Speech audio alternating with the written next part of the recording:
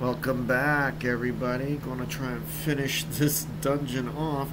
And yeah, apparently I skipped a few levels because I'm so powerful from beating Strad that I'm just gonna tear this dungeon apart.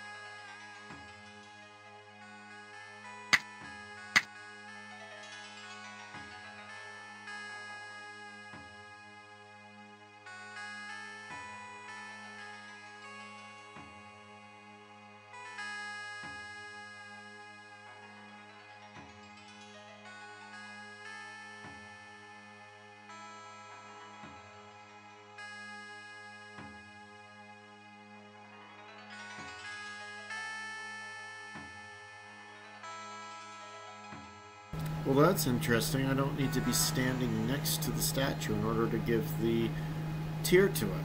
It's interesting. I mean, I just have to be in the area. Huh. So I'm missing a tier, and that means I'm going to have to search throughout the dungeon. So, I'm going to fast forward for all of you guys out in Video Land.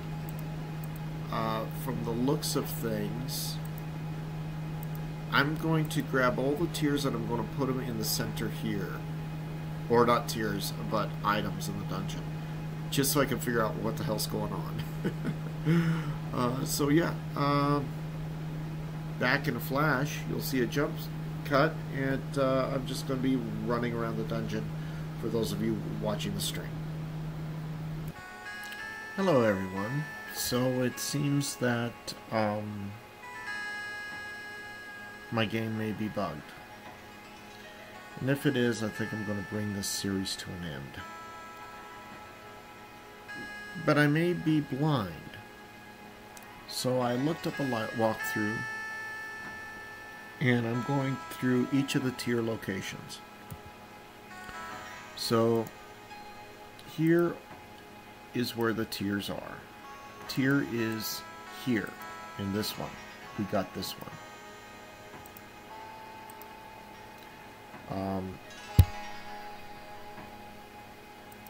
The other tier is over here. I got that one. I got this tier. Now, I guess there must... Oh, I guess I'm wrong. I was blind. There's a tier up here. Let me see how I'm going to get that tier. Because I thought I searched that entire area before. Well, let's go ahead and get it all searched and done.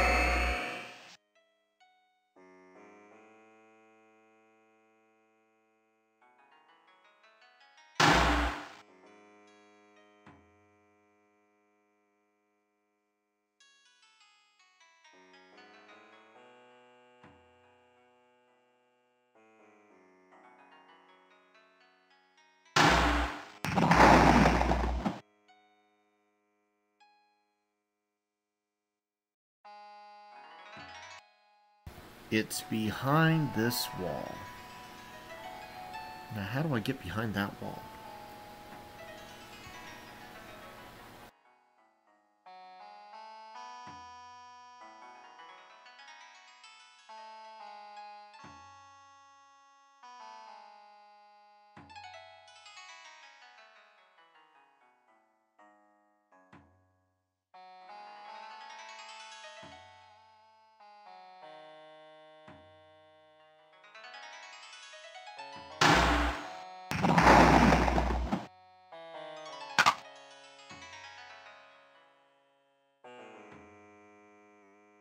I feel so stupid.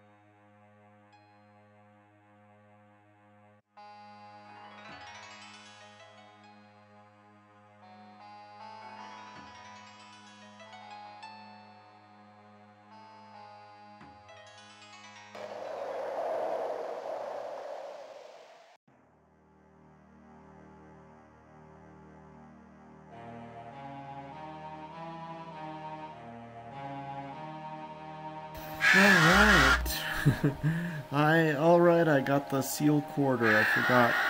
I forgot that's what the whole deal was about. Oh, I gotta kill these things. Let me finish mapping out the desert and chatting. So, I really do like this game, but yeah, it's nowhere near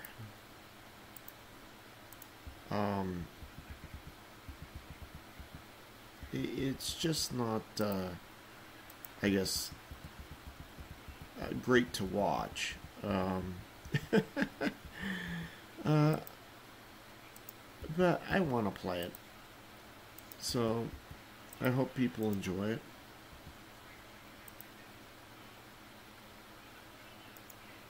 I love how there is something here. Oh, there we go.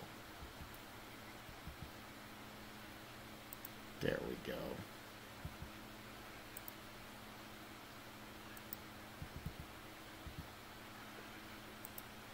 Gotta kill those guys because they can cause problems. They can actually get bugged out. They're like beyond the wall of raw, and then there's no way to deal with them.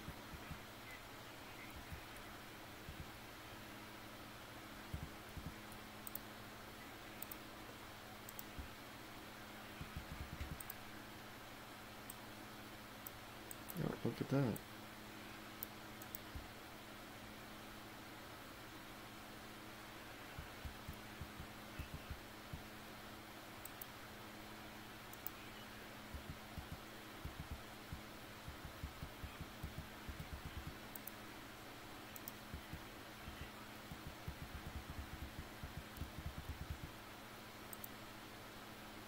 Anyway, so I know that there's like a huge controversy going on with Dungeons and Dragons. People are going off saying it's never been, we've never had controversies like this before. Dungeons and Dragons has been nothing but controversy since it first existed. And the reality is, it's just there to make money.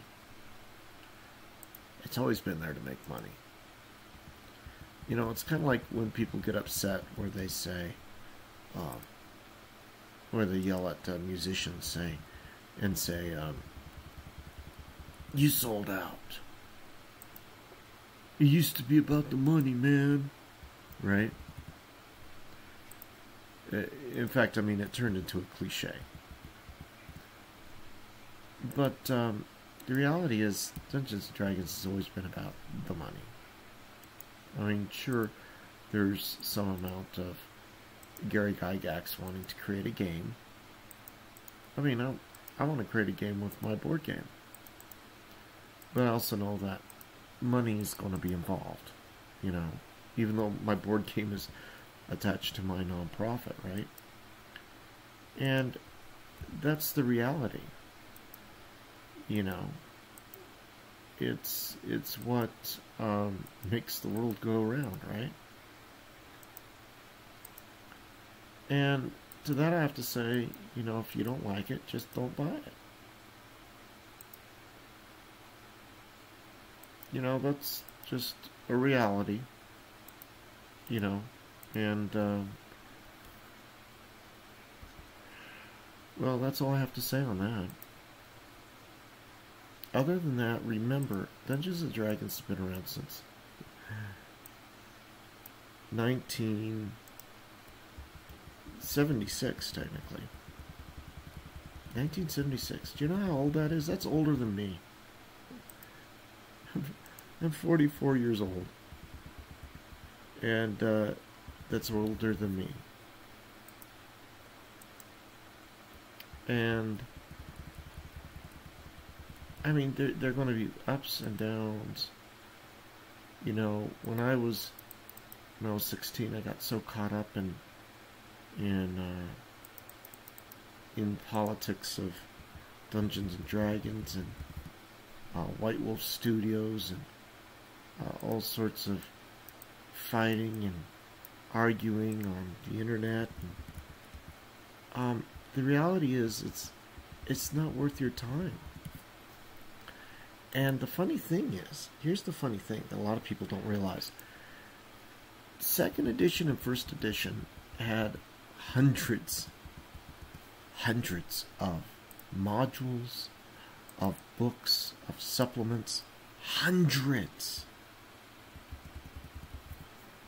I guarantee you all the people that are complaining now, saying, Hasbro's just out to make a buck,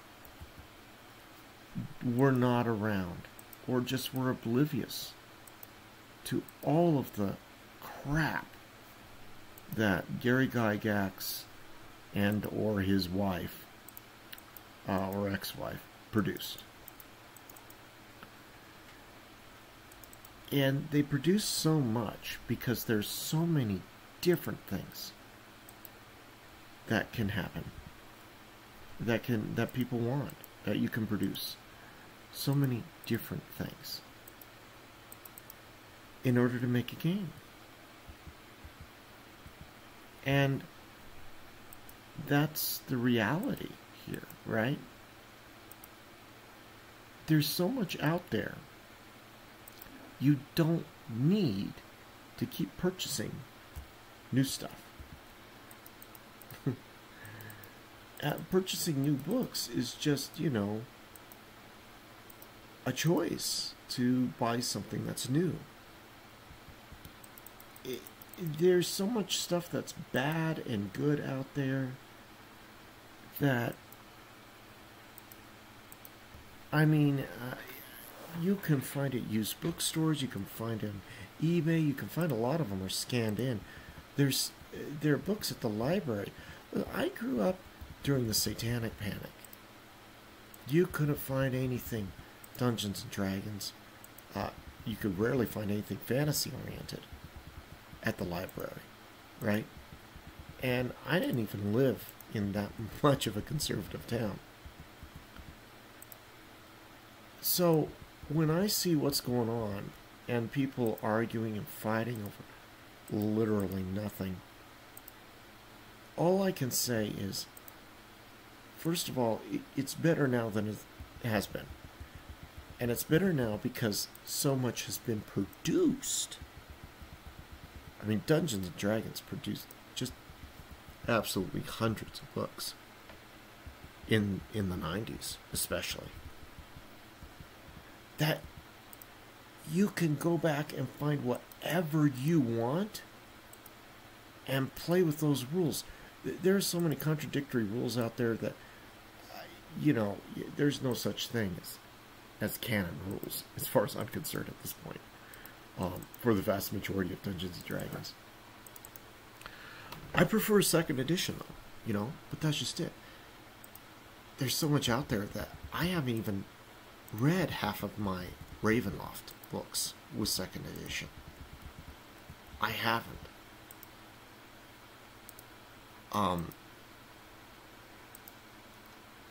And it's just because it's outstanding how much is out there. And if you're worried about playing in tournaments,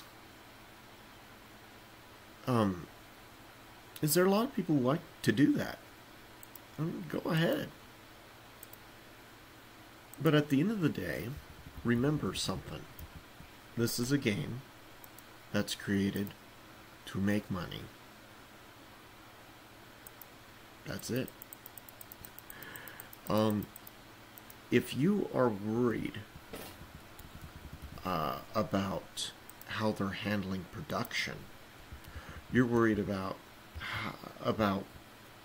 things that likely don't matter unless you're doing a tournament setup. If you're doing a tournament setup, yeah, okay, I get it. But I learned a long time ago that tournaments for Dungeons and Dragons were largely a joke. Gary Gygax created the whole tournament scene solely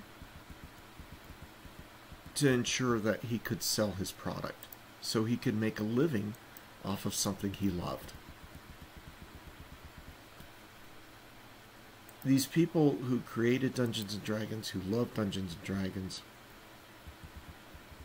the vast majority of them, especially the creators, did not participate in any sort of tournaments. or any sort of major gatherings outside of trying to make a sale. They didn't do it in their spare time because they didn't enjoy it. They didn't enjoy tournaments in that regard. Or maybe they'd do 1 or 2 tournaments. But the thousands of hours that they put into it, they were just playing with their friends. And if you're playing with your friends, it doesn't matter. It doesn't matter if you're using a book that's 50 years old or 2 years old. It really doesn't. All that matters is that you're enjoying the game and you're having a lot of fun. And I say that as somebody who wants to have tournaments for their board game.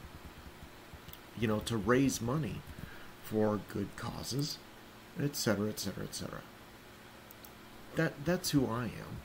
And I'm still saying tournaments really don't matter in a lot of respects. They matter for making money, they matter for competition, but they don't matter for day-to-day playing, enjoying, you know, whatever. You know? They don't.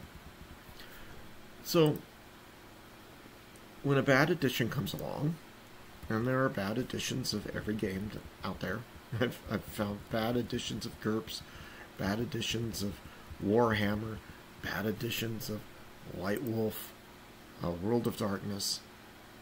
Bad editions always happen. So, when bad editions happen, just don't use them. Don't buy them. Don't even deal with it.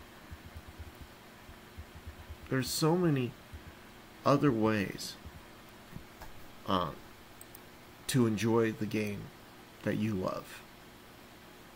I mean, one way that I enjoy the game that I love right now, I'm playing Stone Prophet, a game that I have beaten. Maybe I've only beaten it 3 times, but I sure played it several times. You know, I had several false starts. I thoroughly enjoy it. I like the rules that they play by. You know, it's one of the very few Dungeons and Dragons games where you're given a monster as a playable character, the troll guy, and then there's like a sphinx guy. I can't remember what their race is called, and I'm having fun. The standard rules of 2nd edition don't let you play with trolls or sphinx guys, right? They don't. You know, they just don't, because they don't. But this game does, because this game broke the rules for fun. This game made its own rules for fun. You know? Oh shit, that snake keeps knocking me out. Well, that's interesting. I hope I didn't somehow soft lock myself in this game. But yeah, I mean, that's the reality. Oh, when I hit... No, I don't know what I did. Eh. Oh, there he is. There we go.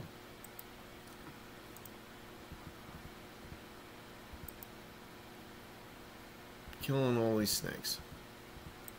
This is actually supposed to be the entry-level dungeon.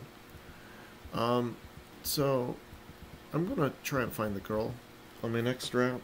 I just wanted to do some things for a few minutes and talk to you guys. When 2nd edition, the end of 2nd edition, when Gary Gygax's wife was selling off TSR, right? She did something kind of crazy. She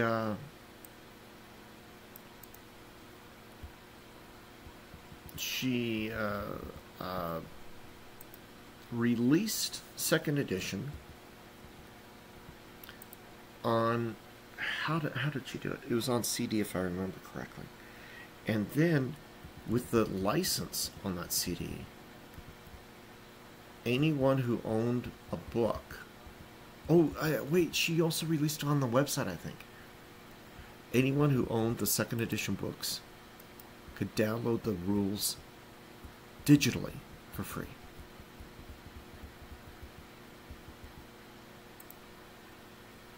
So there are several sites out there that they have the rules for second edition core books and complete fighters, complete class books. They have them for free. So the second edition is already out there for free. Find it. Find a CD. They produced a lot of them.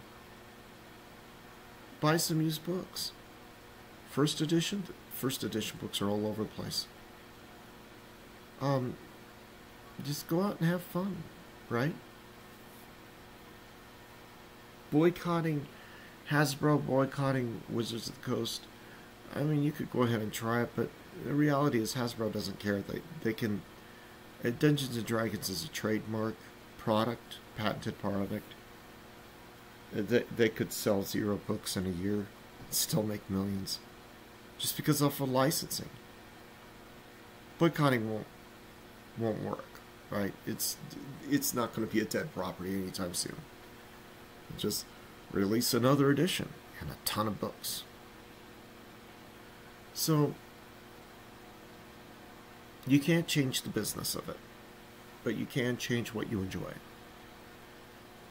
And and here's another thing. I also see dungeon masters and players out there arguing about rules, what should and should not be allowed, etc.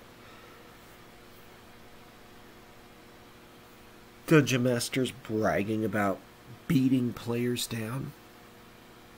I'll give you a hint about something. If you brag about beating players down, and if you do it in a menacing way, you're not going to have players. People won't give a fuck about you. You can brag about it and brag about it. People just won't play with you anymore. They won't, and they shouldn't. And if you're a player bragging about how you hate DMs and stuff, you're not going to get many groups. Now, there is a caveat to that. If you're a dungeon master, you're a little bit playful the way you say it, like I said. People talk about players should be prepared to die in my game, like that. That's where you cross the line as a dungeon master, and that's where players are like, okay, I don't want to play with you, right? Players should be prepared for whatever I do to their characters sexually. Now that's messed up. You're psycho. But if you're like me and you say, oh, I like to Dungeon Master Ravenloft. Players beg for the sweet release of death. Like, you could tell I'm joking, right? I'm being a little playful. Talk to me seriously, I'll say, I don't want my players to die. I want to play. I want them to have fun. A good dungeon master knows how whether or not their players are having fun. Now, if you are a sociopath and a sadist, all you want to do is harm your players when they just want to relax. If you're stressing your players out, you're crossing the line. There have been a couple times where I didn't realize I was stressing out a couple of my players, and I said, okay, guys, listen, I don't want to stress you out. We could change settings. And I changed settings. Usually it's to Greyhawk.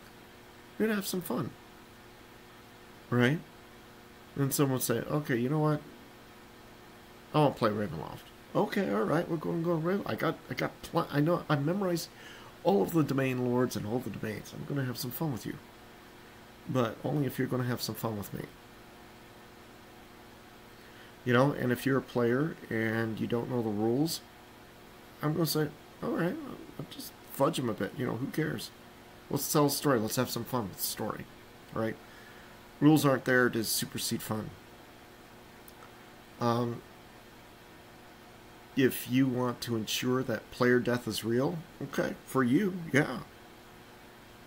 So if I got 5 different players who have 5 different ideas of what's fun, I'm not gonna ruin their fun because you're trying to throw your weight around with my game.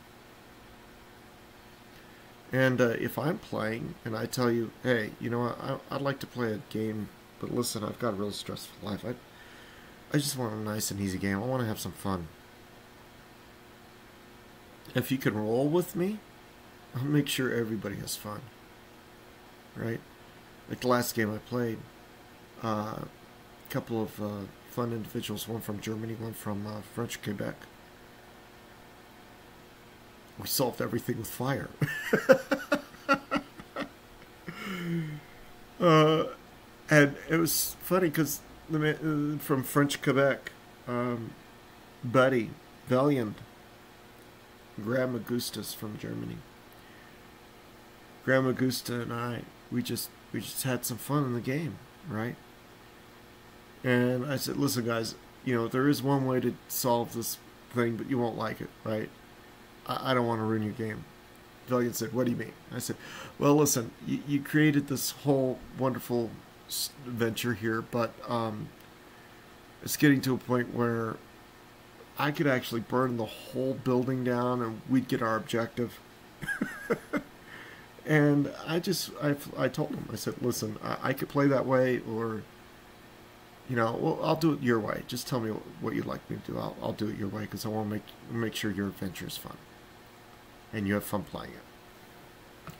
That's how I am as a player. I mean, I usually can outthink any adventure because I've been a dungeon master for so long. It's like I know all the tricks. Like I could use a level 1 earth spell to level a town, right? Move earth spell, right? Actually happened in the Deadlands game. And I even gave the guy a chance. I said, listen, I'll back it up. If you back it up, we could go back to this place, and I could do it the way you want.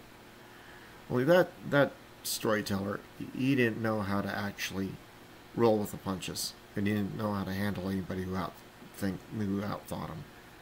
Nobody else, none of the other players in the game wanted to play, and I didn't realize it till it was too late. I was the only one making posts.